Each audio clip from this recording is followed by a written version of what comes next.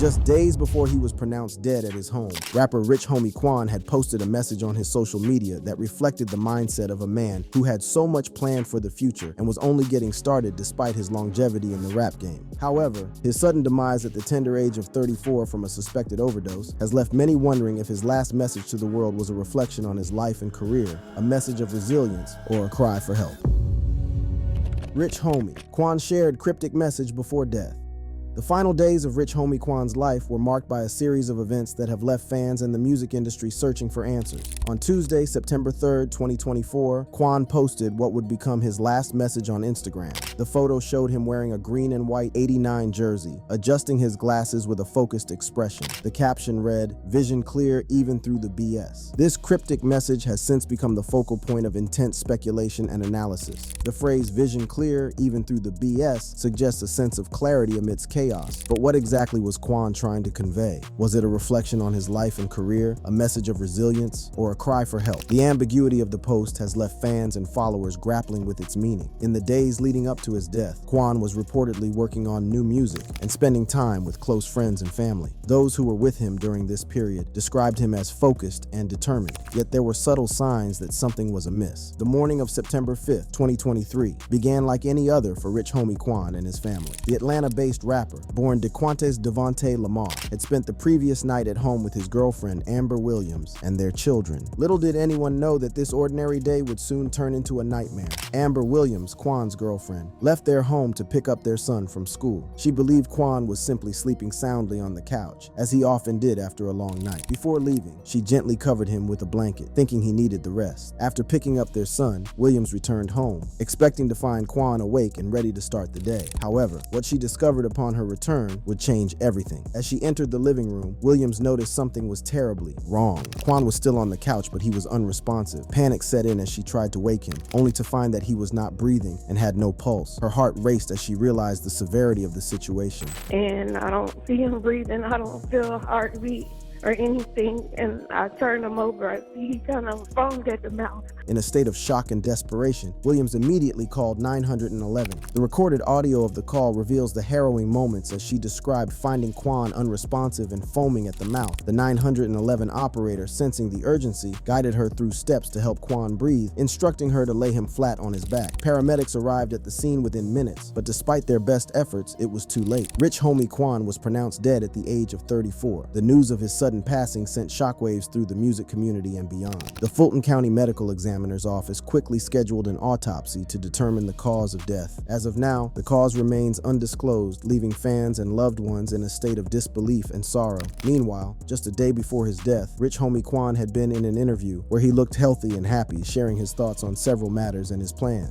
During the interview, Quan was his usual charismatic self, engaging in lighthearted banter while reflecting on his journey in the music industry. He talked about his childhood favorites, revealing that his favorite TV show growing up wasn't a cartoon, but the beloved Boy Meets World. When it came to cartoons, he was quick to name The Proud Family, a staple of many childhoods. The rapper also spoke about his choice for a biopic actor, choosing Damson Idris, the star of the hit series Snowfall. Quan expressed that he'd love for Idris to portray him on the big screen and, in turn, play Idris in a biopic of his life. Rich Homie Quan also opened up about his collaboration with fellow rapper Young Thug, with whom he has shared a complex relationship. On stage, Quan had been vocal about his support for Young Thug, shouting "Free Thugger" during his performances. When asked if they would ever collaborate again, Quan remained hopeful but uncertain, mentioning the possibility of releasing some unreleased music in the future while emphasizing his desire to see justice for Thugger and others currently facing legal challenges. One of the more intense moments in the interview came when the rapper addressed recent allegations involving his father's barbershop. YSL Woody, an associate of Young Thug's YSL crew, made claims about a shooting at Quan's father's shop. Quan clarified that while the barbershop had been shot at, the damage was minimal and exaggerated by Woody, adding that the shop was back in business the same day. He chose to keep details private, maintaining his composure and focus. Rich Homie Quan also spoke about his upcoming music and career plans, showing excitement about the future. He mentioned that he had a plethora of unreleased music ready to drop before his birthday in October. He wanted his fans to know that his passion for music remained strong and that he was planning carefully to make sure his releases were impactful. I just want the people to appreciate the music. You know, in the time we're in right now, I know I'm a little older, it's like, you play a song, and shit old in 2 days. So it's like, when I get in the studio, like, I really I'm passionate about it, so I don't want to drop music on deaf ears. The interview took a lighter turn when the rapper was asked about his outfit, which included an array of high-end jewelry, a chrome heart shirt, and Asics shoes. He joked that he never asks the price of his purchases, quipping, "If you have to ask the price, you can't afford it." As the interview wrapped up, Rich Homie Quan was optimistic and full of energy. He gave a heartfelt shout-out to the show, saying, "What it do, man? It's your boy Rich Homie Quan, and right now I'm on What's the Story, kicking it, telling you my story. Hopefully you continue to follow my story because it's not over. I haven't reached my peak." Now, tragically, the world will never see the full extent of Rich Homie Quan's story. The sudden news of his death leaves fans, friends, and family grappling with the profound loss. Although Rich Homie Quan's official cause of death hasn't been determined yet, there are several rumors the rapper died of an alleged drug overdose. One of the earliest and most prominent sources of these rumors was Thugger Daily, a fan page dedicated to Young Thug. The account posted a cryptic message stating, "Hearing Rich Homie Quan passed away today due to a possible OD. Please don't be true." This post alone garnered thousands of reactions and comments, with fans expressing their shock and hoping it was just a hoax. As the rumor gained traction, fans flooded social media with their reactions. Many were in disbelief, questioning the validity of the claims, and hoping for an official statement to either confirm or deny the tragic news. The hashtag #RipRichHomieQuan quickly began trending as fans shared their favorite memories and songs from the rapper. Adding to the confusion, rapper To Green posted a message that seemed to confirm the worst. He wrote, "Just got word that Rich Homie Quan passed away from a bad pill. This is heartbreaking." This post sent shockwaves through the community, as To Green was considered a reliable source by many fans. Boozy Badass, another notable figure in the hip-hop community, also weighed in on the rumors. He posted, "Just got word at Rich Homie Quan, just OD. Just talked to Juan the other day, #Gomasu." His post added a sense of urgency and authenticity to the rumors, as Boozy was known to be close to Rich Homie Quan. Throughout his career, Rich Homie Quan was open about his struggles with substance abuse and the pressures of fame. In several interviews, he spoke candidly about the difficulties he faced and his determination to overcome them. His music often reflected these themes, resonating with fans who saw him as a relatable and authentic artist. Rich Homie Quan struggled with substance abuse. Rich Homie Quan was born DeQuantes Devontae Lamar on October 4th, 1989 in Atlanta, Georgia. Rich Homie Quan grew up in a neighborhood where opportunities were scarce and the lure of the streets was ever present. Despite the challenges, Quan found solace in music, using it as an escape from the harsh realities of his environment. His passion for music was evident from a young age, and he began honing his craft, dreaming of a better life. Quan's big break came in 2013 with the release of his mixtape, Still Going In, which featured the hit single Type of Way. The song catapulted him to fame, earning him a spot on the Billboard Hot 100 and solidifying his place in the rap game. Collaborations with artists like Young Thug and Birdman followed, and Quan's star continued to rise. His unique style and catchy hooks resonated with fans, and he quickly became one of the most promising new talents in hip-hop. But with fame came immense pressure. The demands of the music industry, coupled with the temptations of a fast-paced lifestyle, began to take their toll. Quan found himself constantly on the move, performing at sold-out shows, attending high-profile events, and trying to maintain his public image. The relentless schedule left little time for rest, and the stress began to mount. As the pressure intensified, Quan started to seek ways to cope. The first signs of trouble emerged in 2015 when he was involved in a series of incidents that raised eyebrows. From being accused of assaulting a security guard to facing allegations of drug possession, it became clear that Quan was struggling to keep his life on track. The once promising star was now making headlines for all the wrong reasons, and fans began to worry about his well-being. The situation reached a boiling point in May 2017 when Rich Homie Quan was arrested in Georgia on his way to a performance at Club Liquids in Wadley. Quan was in a vehicle with 5 other individuals when police pulled them over. The officers discovered ecstasy, marijuana, and a stolen gun in the vehicle. While the gun charge was not pinned on Quan, he faced a serious felony possession of drugs with intent to distribute, a charge that carried a potential 30-year prison sentence. Quan continued to deal with addiction in his career, and in a deeply personal interview with Math Hoffa, Rich Homie Quan opened up about one of the darkest periods of his life, revealing a battle with addiction that nearly derailed his career. Quan candidly discussed the toll drugs took on his personal and professional life, his recovery journey, and the transformation he has undergone since those difficult days. Quan reflected on a time when he felt a dark cloud over his head, describing it as the lowest point in his life. "I went from here to here fast," he admitted, acknowledging his own mistakes and accepting responsibility for his actions. "I know it was my fault," he continued, expressing a sense of growth and maturity that had come with facing his demons head on. When asked if drugs were involved, Quan did not hesitate to respond. "Oh, hell yeah, man, I was on Molly every day." Oof. Well, listen, geeked up.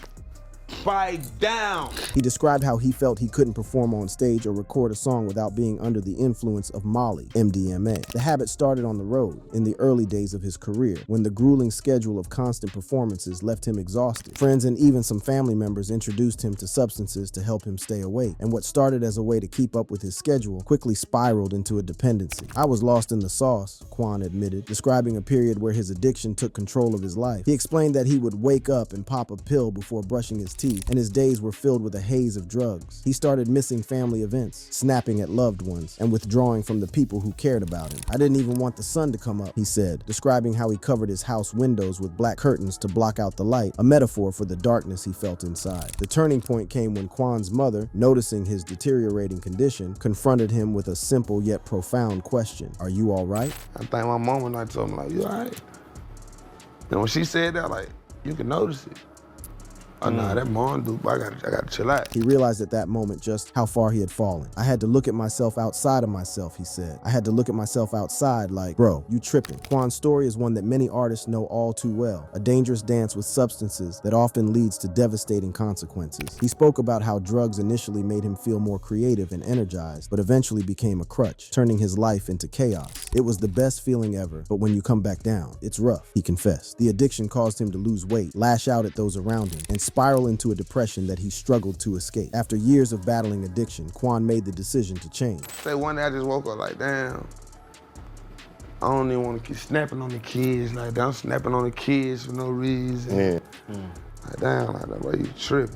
Since then, he has managed to turn his life around, avoiding hard drugs and focusing on his family and music. "I haven't touched that stuff since," he proudly stated. Today, rich homie Quan continues to make music, but with a renewed perspective on life and a determination to stay sober. He has chosen to stick with marijuana, which he describes as the best on earth, while avoiding any substances that could pull him back into that dark place. Meanwhile, Quan isn't the only top rapper who battled substance abuse issues, as there seems to be a problem of drug use in hip-hop that has lasted generations. To understand the issue of drug use in hip-hop, we must first look at its historical context. Hip-hop emerged in the 1970s in the Bronx, New York, as a voice for marginalized communities. It was a powerful form of expression that addressed social issues, including poverty, violence, and systemic racism. However, as the genre evolved, so did its relationship with drugs. In the early days, hip-hop was more about partying and having a good time. Songs like Grandmaster Flash and the Furious Five's The Message highlighted the struggles of inner-city life, but did not glorify drug use. However, as the crack epidemic of the 1980s and 1990s ravaged black communities, drugs began to infiltrate the lyrics and lives of hip-hop artists. The 1990s saw the rise of gangster rap, a subgenre that often depicted the harsh realities of street life, including drug dealing and addiction. Artists like Tupac Shakur and the Notorious Big rapped about their experiences with drugs, both as users and dealers. These narratives resonated with many listeners who faced similar struggles, but they also contributed to the normalization of drug use in the culture. As hip-hop grew in popularity, so did its influence. The genre's reach extended beyond music, impacting fashion, language, and lifestyle. Unfortunately, this influence also meant that the glamorization of drug use spread to a wider audience. The late 1990s and early 2000s saw the rise of bling culture, where excessive consumption, including drug use, was celebrated. Artists like Lil Wayne and 3 6 Mafia became synonymous with the use of substances like lean, a concoction of prescription cough syrup and soda. Their lyrics and public personas often glorified the highs of drug use, overshadowing the devastating lows. This period marked a significant shift in hip-hop, where drug use was not just a part of the narrative, but a central theme. The impact of this shift was profound. Many artists struggled with addiction, leading to tragic outcomes. The deaths of Pimp C in 2007 and DJ Screw in 2000, both linked to lean, highlighted the deadly consequences of substance abuse. These losses sent shockwaves through the hip-hop community, sparking conversations about the darker side of the lifestyle that many songs celebrated. Today, the issue of drug use in hip-hop remains as relevant as ever. The current state of the genre reflects a complex relationship with substances, where the glamorization of drug use coexists with growing awareness and advocacy for mental health and sobriety. Rich homie. Quan's death is one of the most significant recent losses in hip-hop due to substance abuse. Dramatic and emotional tributes follow Rich homie Quan's death.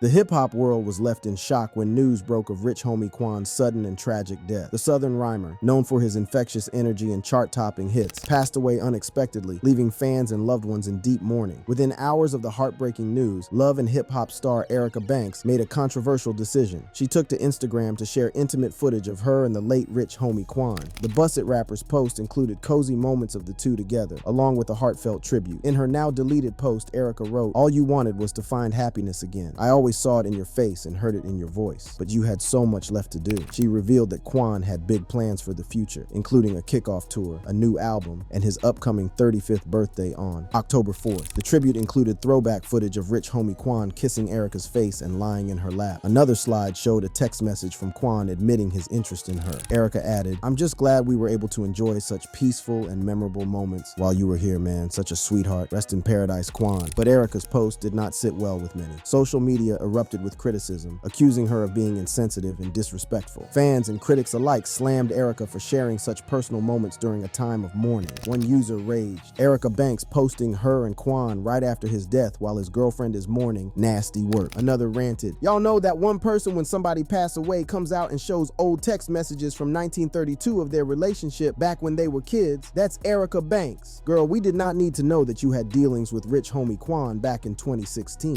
As the backlash grew, Erica Banks found herself at the center of a storm. The controversy sparked a debate about the boundaries of sharing personal moments on social media, especially in the wake of someone's death. Erica Banks' decision to share intimate footage of her and Rich Homie Quan had far-reaching implications, not just for her public image, but also for the mourning process of Quan's loved ones. The backlash was swift and severe, with many questioning Erica's motives and sensitivity. Fans and critics alike took to social media to express their outrage. Many felt that Erica's post was a blatant disregard for the feelings of those closest to Rich Homie Quan, including his girlfriend Amber Williams and his family. The timing and nature of the post were seen as intrusive and disrespectful. Still, besides Erica, tributes also poured in for Quan from all angles of the hip-hop world, each expressing their grief and admiration for the Atlanta rap legend. Quavo, a close friend and collaborator, shared a heartfelt message on Instagram saying, "May God be with us, never saw this being a part of our journey." He posted a throwback photo of Migos and Quan in the studio, capturing a moment of camaraderie and creativity. Jackie, another close friend, took to X to express his sorrow. "Rest in peace, my brother Rich Homie Quan. I love you for life. #RichGang," he tweeted, along with a photo of the two of them, captioned simply, "Legend." Boozy, who had spoken to Quan just hours before his death, shared his sadness on social media. "Never gonna forget your smile and the way talking, of course, your music," he wrote. "We got some good memories together and that go always bring a smile to my face." Playboy Cardi also paid tribute, sharing a video and photo of the two of them singing together. Lil Duval posted a throwback photo with Quan, reminiscing about the good times they shared. Lloyd Banks expressed his appreciation for Quan's contributions to the culture, while Rollo shared a touching tribute about how they had buried the hatchet before Quan's untimely death. "Real men have conversations that end conflicts before our Lord lay us to rest," he wrote. "I appreciate you for being a real man, father and brother, and ending our beef before our meeting day with our Lord." Singer Anicia